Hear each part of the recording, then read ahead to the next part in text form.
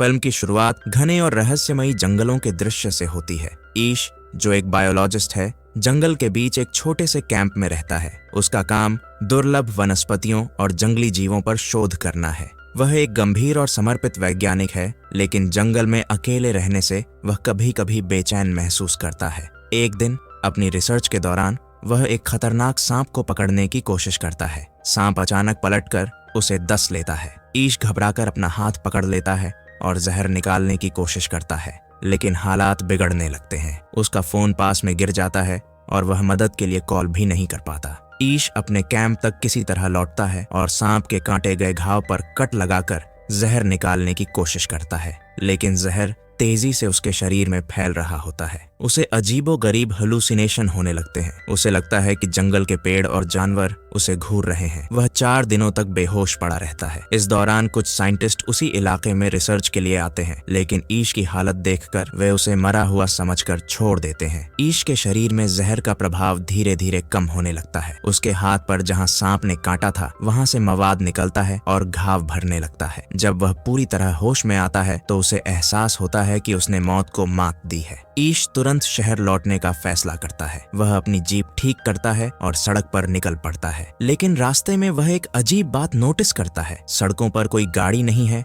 न ही कोई इंसान। जब ईश शहर पहुंचता है तो वहां का नजारा देखकर उसका दिल दहल जाता है। सड़कों पर कोई इंसान नहीं है। दुकानें, घर, ऑफिस सब खाली पड़े हैं। शहर में चारों तरफ सन्नाटा है। ईश को जल्द ही एहसास होता है कि यह सब एक घातक महामारी का नतीजा है। महामारी ने चंद ही दिनों में पूरी आबादी को खत्म कर दिया है। चूंकि ईश जंगल में था और इंसानों से संपर्क में नहीं था, इसलिए वह इस बीमारी से बच गया। ईश को अपने माता पिता का ख्याल आता है। वह तेजी से अपने घर की ओर गाड़ी दौड़ाता है। घर पहुंचकर उसे अपने माता पिता की लाशें मिलती हैं। उनकी हालत बहुत खराब है, जैसे वे लंबे समय तक दर्द में रहे हों।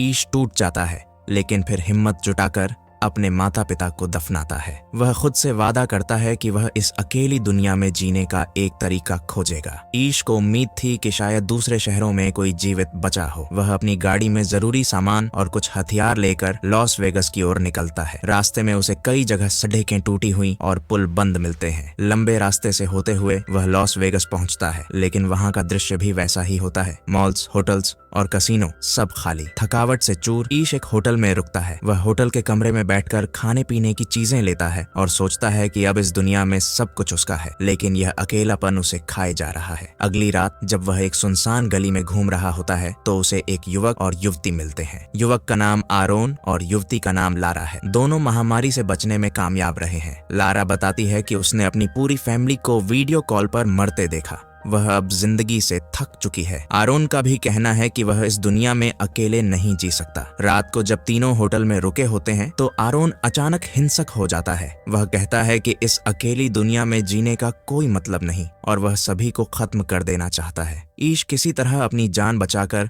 वहां से भाग जाता है। पीछे से उसे गोलियों की आवाज सुनाई देती है। आरोन और लारा अपनी जान ले लेते हैं। यह घटना ईश को अंदर से झकझोर देती है। रास्ते में ईश को एक कुत्ता मिलता है। वह भी अकेला और भटका हुआ लगता है। ईश उसे अपने साथ ले लेता है। कुत्ते का नाम वह शैडो रखता है। शैडो के साथ ईश को एक नई उम्मीद मिलती है। एक दिन जब ईश अपने घर में खिड़की के पास खड़ाचता होता है तो शैडो अचानक भौंकने लगता है। ईश खिड़की से देखता है कि दूर एक घर से धुआं उठ रहा है। वह तुरंत गाड़ी लेकर उस घर की ओर जाता है। वहां उसे एक युवती मिलती है जिसका नाम एमा है। एमा उसे देखकर डर जाती है, लेकिन ईश उसे भरोसा दिलाता है कि वह कोई खतरा नहीं है। एमा उसे अपने घर आने देती है। एमा बताती है कि इस महामारी को 1 साल हो चुका है और उसने भी इस दौरान किसी और इंसान को नहीं देखा। ईश और एमा साथ रहने का फैसला करते हैं। एमा और ईश मिलकर अपना घर व्यवस्थित करते हैं। ईश एमा को सर्वाइवल स्किल्स सिखाता है और दोनों एक दूसरे का सहारा बन जाते हैं। एक दिन जब ईश और एमा रेडियो पर सिग्नल खोज रहे होते हैं तो उन्हें किसी अन्य सर्वाइवर का मैसेज मिलता है। यह सुनकर उनकी खुशी का ठिकाना नहीं रहता। दोनों तय करते हैं कि वे इस नए सर्वाइवर को खोजने के लिए सफर पर निकलेंगे।